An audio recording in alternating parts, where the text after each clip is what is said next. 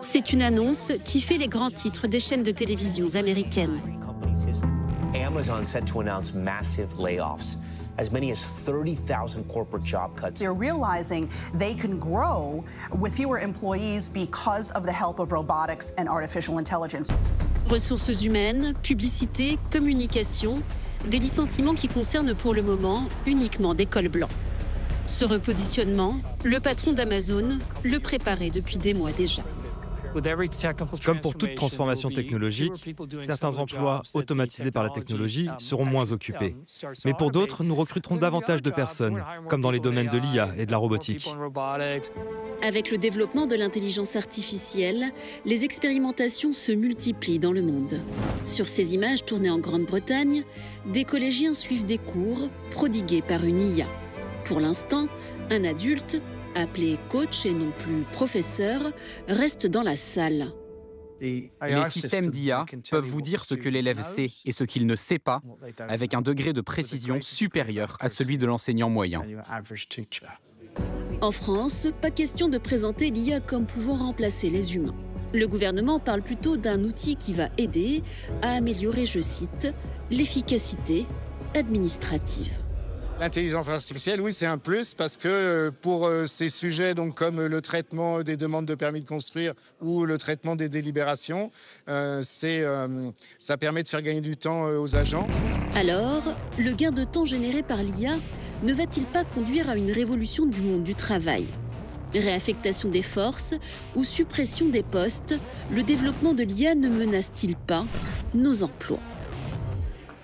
3 experts pour ce débat. En plateau avec nous, Yahya Falla, bonsoir. Bonsoir. Vous êtes chef d'entreprise, président de la commission intelligence artificielle de la CPME, Confédération des petites et moyennes entreprises. Selon vous, les licenciements liés à l'IA montrent que l'intelligence artificielle peut remplacer des métiers qualifiés qui utilisent un ordinateur ou des outils digitaux, mais va aussi en faire apparaître de nouveau. On va y revenir, bien sûr. À côté de vous, Mathieu Slama, bonsoir, essayiste. Bonsoir. Votre essai « Adieu la liberté » est paru aux éditions Presse de la Cité. Selon vous, les entreprises vont utiliser l'IA pour se débarrasser du maximum de main-d'œuvre et faire des économies. Mais cette nouvelle révolution pourrait aussi permettre de modifier la place du travail dans nos vies. Et enfin, Céline Antonin, bonsoir à vous. Bonsoir. Économiste à l'OFCE, professeur affilié à Sciences Po. Votre livre « Le pouvoir de la destruction créatrice », c'est d'actualité, coécrit avec le prix Nobel Philippe Aghion et Simon Bunel, est paru aux éditions Odile Jacob. Selon vous, l'IA permet d'accéder à plus de productivité. Globalement, le nombre d'emplois menacés est moins important que le nombre d'emplois qui pourraient se développer. Et pour commencer, eh bien Marion, le communiqué du jour. Oui, mardi dernier, celui de Beth Galetti, la vice-présidente en charge des ressources humaines chez le géant américain du commerce en ligne Amazon. Cette génération d'intelligence artificielle est la technologie la plus transformative que nous ayons vue depuis Internet. Et elle continue. Les réductions que nous annonçons aujourd'hui s'inscrivent dans la continuité des efforts pour devenir plus fort encore en réduisant davantage la bureaucratie. Avec d'autres licenciements attendus en janvier, 10% des effectifs d'Amazon hors entrepôt pourraient être touchés. La pub, les ressources humaines, les services. Céline Antonin, est-ce qu'on peut parler effectivement d'un tournant ? Alors moi je dirais que c'est plutôt l'ébauche d'une transformation et qu'on a vu en fait à plusieurs reprises. C'est pas la première annonce de licenciement qu'on a pu observer. On a vu que voilà dans des services informatiques, etc. Donc on voit que dans différents secteurs on a effectivement des licenciements. On a d'ailleurs le Forum économique mondial dit qu'en fait 41% des entreprises d'ici 2030 envisagent aussi de supprimer des emplois. Donc presque une sur deux. Voilà, donc on a effectivement ces chiffres qui sont alarmants. Mais en fait, ce qu'il faut voir, c'est qu'avec l'IA, comme d'ailleurs avec d'autres révolutions industrielles, on a en fait 2 effets. On a un premier effet qui est la substitution. En fait, il faut raisonner en termes de tâches sur les emplois. Vous avez certaines tâches qui vont être substituées par la machine et donc qui vont être amenées à disparaître et ça peut faire disparaître des emplois. Et par ailleurs, vous avez aussi des tâches qui vont être complétées par la machine. Donc sur certaines tâches, vous allez gagner du temps et ça va permettre de développer d'autres tâches et donc d'avoir des emplois qui se développent.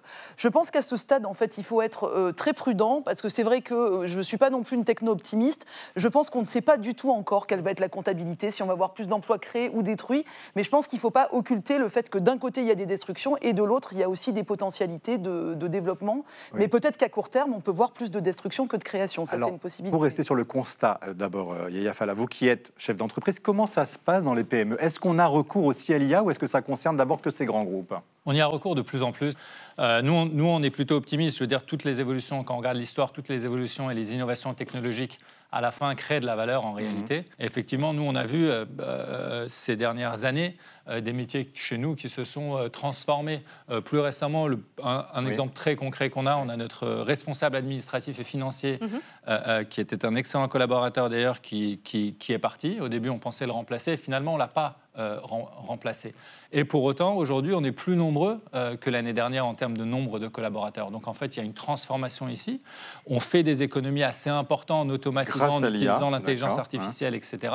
Mais ce qui permet, en fait, de nous repositionner sur des tâches encore à plus forte valeur ajoutée dans l'intérêt de nos entreprises. Et surtout, le point intéressant ici, pourquoi il ne faut pas en avoir peur, c'est que nos propres collaborateurs, même les plus jeunes aujourd'hui, arrivent à faire des tâches à plus forte valeur ajoutée. Ça accélère leur carrière aussi. Alors, on va en parler des jeunes d'abord, mais une question de Marion. Mathieu Slama, est-ce que finalement c'est une révolution industrielle? Est-ce que c'est la révolution, tout simplement?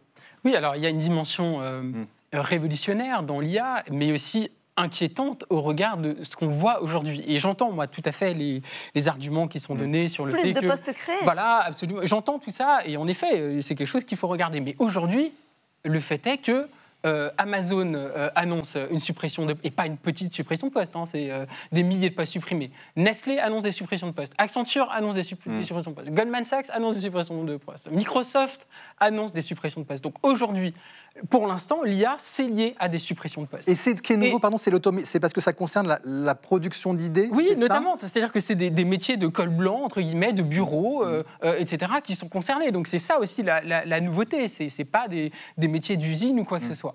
Il y avait une publicité l'année dernière d'une boîte d'IA qui s'appelle Artisan aux États-Unis et qui disait en gros choisissez l'IA parce que les IA ne demandent pas d'arrêt maladie.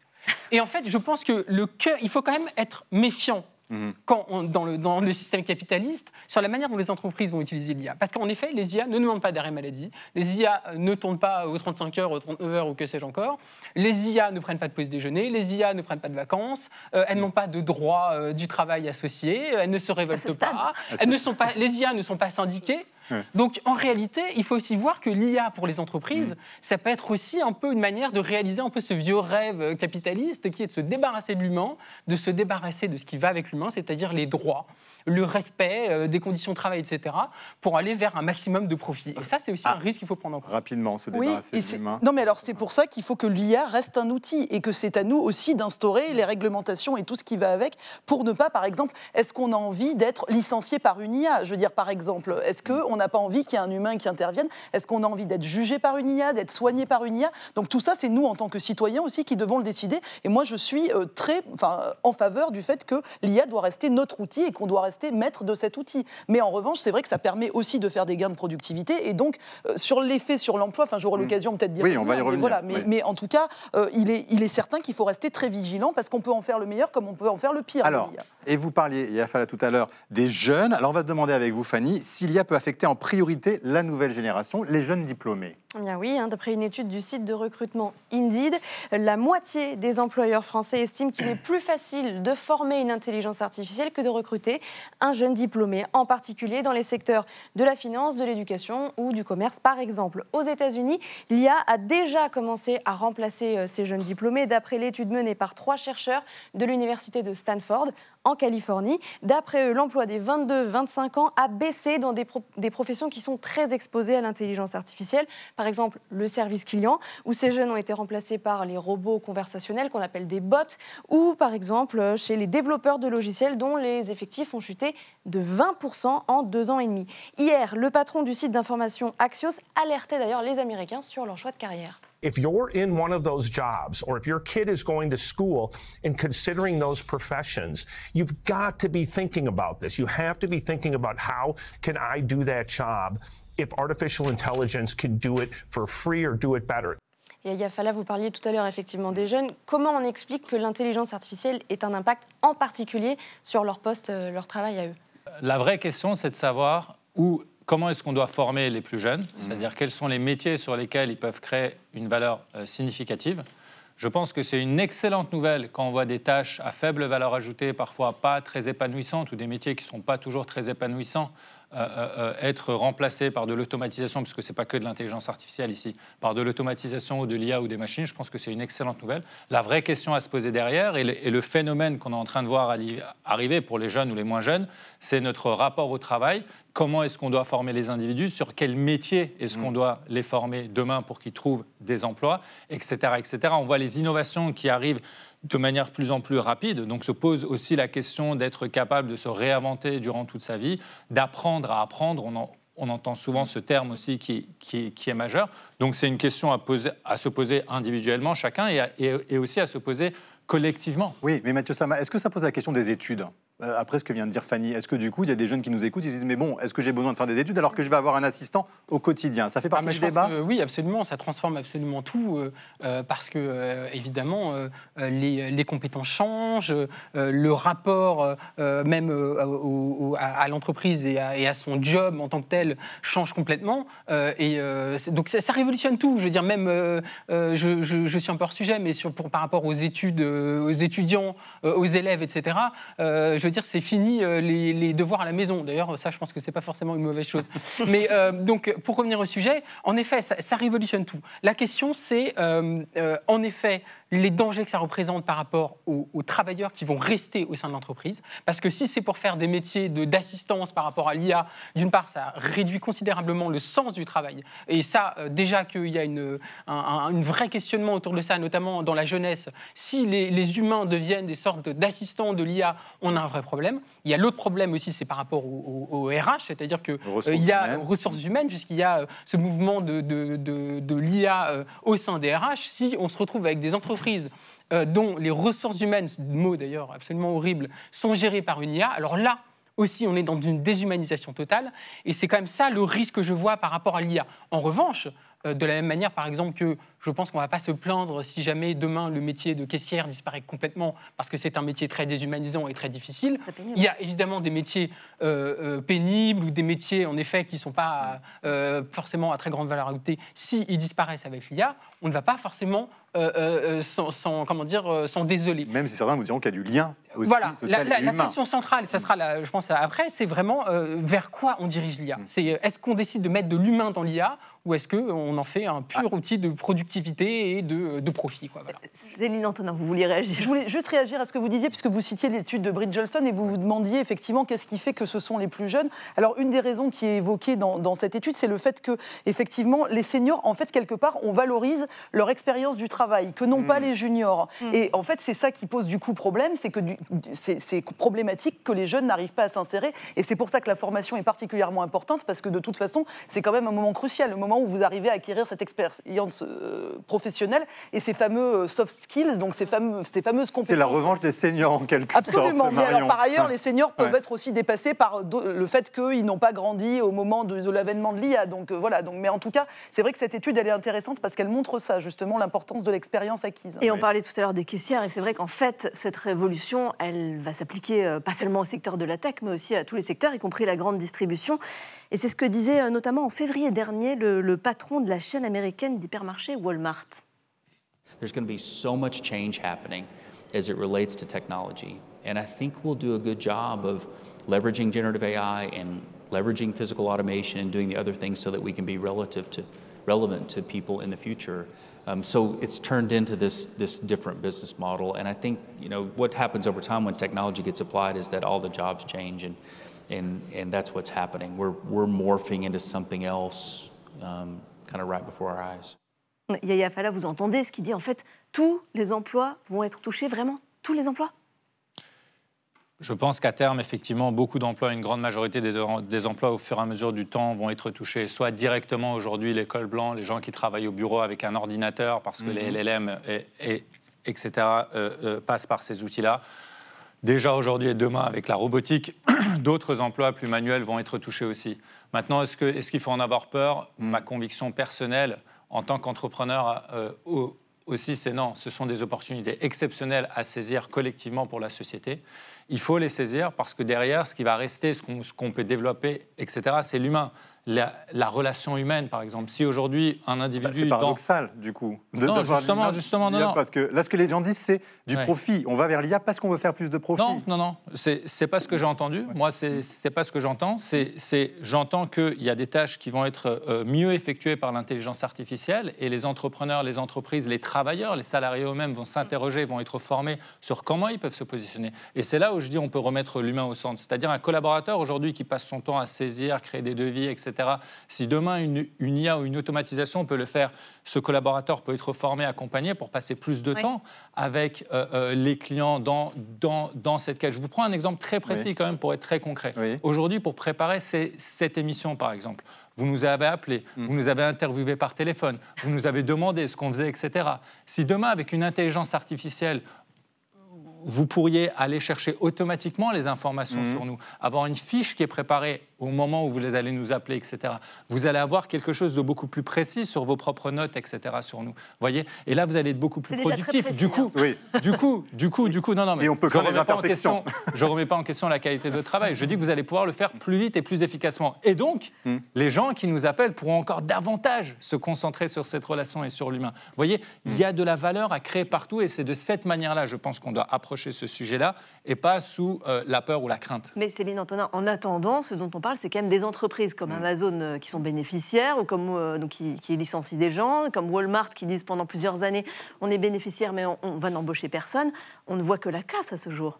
Oui, alors aujourd'hui, on voit que la casse, mais c'est vrai qu'il faut déjà faire une différence entre le court terme et le moyen terme. Alors c'est vrai que dans toutes les révolutions industrielles, vous pouvez avoir à court terme un effet négatif avant de voir aussi des créations d'emplois. Destruction créatrice. Oui, alors c'est un peu l'idée de la destruction créatrice. Mais juste pour vous donner un exemple, vous avez un économiste, David Autor, qui vous dit 60% des professions qui existent aujourd'hui n'existaient pas en 1940, par exemple, pour vous donner une idée. Donc il y a aussi des professions qui apparaissent. Mais juste pour donner peut-être un chiffrage, donc plusieurs organismes se sont amusés à chiffrer. Alors ce qui est compliqué avec l'IA, et notamment l'IA générative, c'est que c'est très récent, c'est 2022, et c'est aussi ce qu'il faut souligner dans cette révolution, c'est qu'elle est très rapide et beaucoup plus rapide que ce qu'on a connu jusqu'à présent. Générative, expliquons concrètement, c'est-à-dire que par exemple dans une agence de pub, on va demander à l'intelligence artificielle de fabriquer une publicité, on va demander à une agence artificielle de fabriquer une couverture de livre. Tout à fait, ou de fabriquer un reportage pour un journal télévisé par exemple. Donc voilà, c'est ça, c'est donc l'utilisation de cette intelligence. Mais donc c'est 2022. Alors les économistes en général, quand ils cherchent à quantifier un phénomène, ils regardent ce qui se passe avant et après. Mais là, on n'a pas assez de recul. Donc ce qui est fait, c'est que là, ce que font les organismes, ils regardent ce qui peut être de façon prospective, et donc quelles sont les tâches qui peuvent être remplacées dans des emplois et celles qui peuvent être au contraire augmentées, c'est-à-dire celles qui vont être faites par la machine, mais qui vont permettre de libérer du temps. Et ce qu'on voit, c'est que globalement, il y a un tiers des emplois, donc c'est ce que dit le Bureau international du travail, un tiers des emplois qui sont exposés à l'intelligence artificielle, ce qui est énorme, mais il n'y aurait que 6% qui seraient potentiellement remplacés. Donc en fait, 6% des emplois, c'est à la fois beaucoup et à la fois, c'est pas si immense que ça. Donc voilà, après, les chiffrages peuvent varier, mais c'est juste pour vous donner un ordre de grandeur. Il est vrai qu'il y a aussi beaucoup de, comme vous le disiez, il y a aussi beaucoup d'emplois qui vont être améliorés par le fait que vous pouvez automatiser certaines choses et vous développer sur certaines tâches. Automatiser les choses. On va remonter un peu en arrière pour s'interroger sur l'impact du progrès sur la charge de travail. Retour en 2009, quand les supermarchés ont commencé à être équipés en caisses automatiques. C'est notre archive du jour. Depuis l'installation du système, les caissières sont devenues des hôtesses. La différence, une seule personne gère désormais 4 machines. Veuillez patienter, un assistant vient vous aider. Par rapport à avant, en fait, on a moins de manutention. On ne porte plus les choses lourdes. En fait, c'est le client qui fait tout soi-même. On est juste là pour assister au client s'il y a un souci au niveau de la caisse. Une technologie coûteuse, 15 000 € pièce, mais pour le directeur du magasin, l'investissement rentabilisé en seulement 3 ans n'a que des avantages. Pour le consommateur, ça va plus vite. Pour la caissière, on a enlevé la pénibilité. Et pour l'entreprise, nous avons doublé le nombre de caisses au mètre carré, ce qui va augmenter notre productivité et donc la rentabilité pour un meilleur discount. Une nouvelle génération d'automates qui, pour les syndicats, fait peser une menace sur l'emploi des 150 000 caissières de la grande distribution. Vous donniez tout à l'heure l'exemple de la caissière, et c'est vrai qu'il y a des travaux pénibles qui vont être supprimés, mais il y a aussi plus de productivité, c'est ce que disait ce patron de supermarché. Oui, alors, en fait, la question, c'est qu'est-ce qu'on fait de ces gains de productivité, en fait. Et vous dites temps de travail partagé.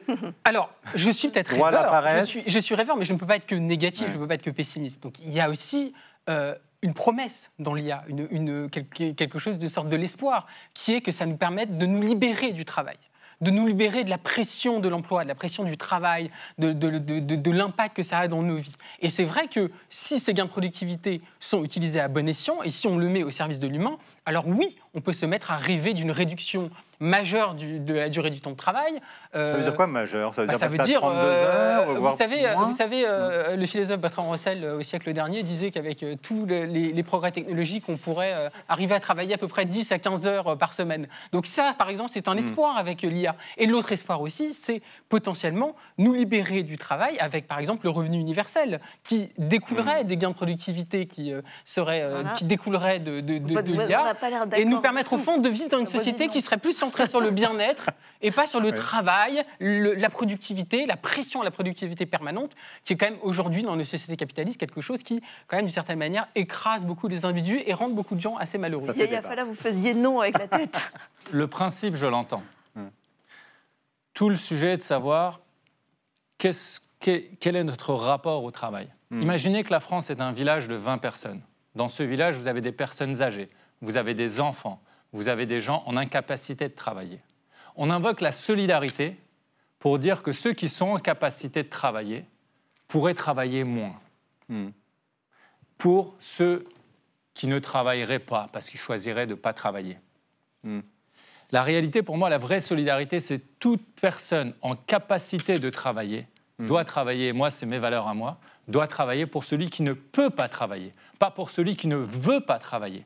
Tout gain de productivité, chaque point de productivité qu'on gagnerait avec n'importe quelle évolution technologique, que ce soit l'intelligence artificielle ou autre chose, nous devons l'utiliser collectivement pour relever les défis écologiques qui sont devant nous, les défis démographiques qui sont devant nous, les défis technologiques qui sont devant nous. C'est pour ça qu'on doit l'utiliser, pas pour construire une société qui doit travailler autant qu'on ne le fait aujourd'hui.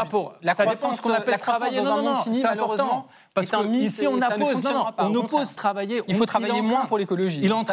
Il oppose travail et l'écologie. Il dit que parce qu'on travaille, c'est contre-écologique. Pas du tout. Si on travaille différemment, si on crée plus de valeur, de manière plus intelligente, de manière plus respectueuse, de manière plus éthique, de manière plus écologique, ça marche. Céline Antonin. Et c'est pas la oisiveté qui va nous permettre de faire ça. Moi, je défends aussi la valeur travail, mais c'est surtout, effectivement, on a deux choix. Vous faites des gains de productivité, soit vous continuez à avoir de la croissance, c'est-à-dire dans ces cas-là, vous travaillez, admettons, le même temps avec des gains de productivité, on a plus de croissance, ou alors vous dites, je vais baisser le temps de travail, effectivement. C'est un choix collectif. Moi, je pense quand même qu'on a, malgré tout, envie de financer notre protection sociale, on a envie de continuer à pouvoir distribuer du revenu aux gens, de s'enrichir par le travail, et donc, je pense qu'on a quand même envie de continuer à avoir de la croissance, et surtout, ce qu'il faut rappeler, c'est qu'on n'est pas un pays isolé, on est dans un monde où on a des concurrents, et vous vous dites, pendant que d'autres vont, grâce à l'IA, avoir des gains de productivité, et par ailleurs, continuer à travailler, et donc gagner des parts de marché, devenir plus compétitif, nous, on va dire, à ce moment-là, on va baisser notre temps de travail, donc on sera moins compétitif, et donc on va perdre par rapport à nos concurrents.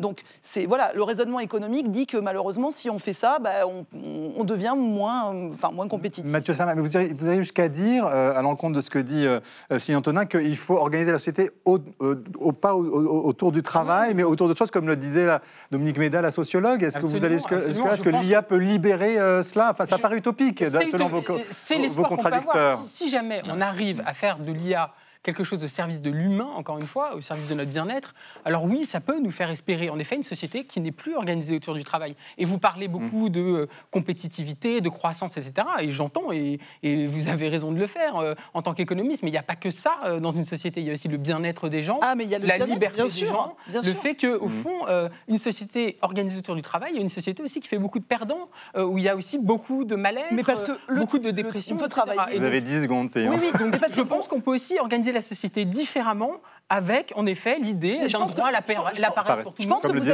qui ne fasse pas disparaître le travail. Je pense que vous avez une vision très négative du travail, et je pense qu'on peut vraiment s'épanouir par le travail, avec un travail qui soit effectivement respectueux de tous, avec une meilleure organisation sans doute du travail dans les entreprises. On peut le repenser, le travail, mais je pense qu'il ne faut pas l'abolir et qu'il reste une valeur. Une société utopique, pour moi, c'est un enfer. On en rediscutera. En tous les cas, ce débat n'aurait peut-être pas eu lieu avec l'intelligence artificielle. Merci à tous les trois d'être venus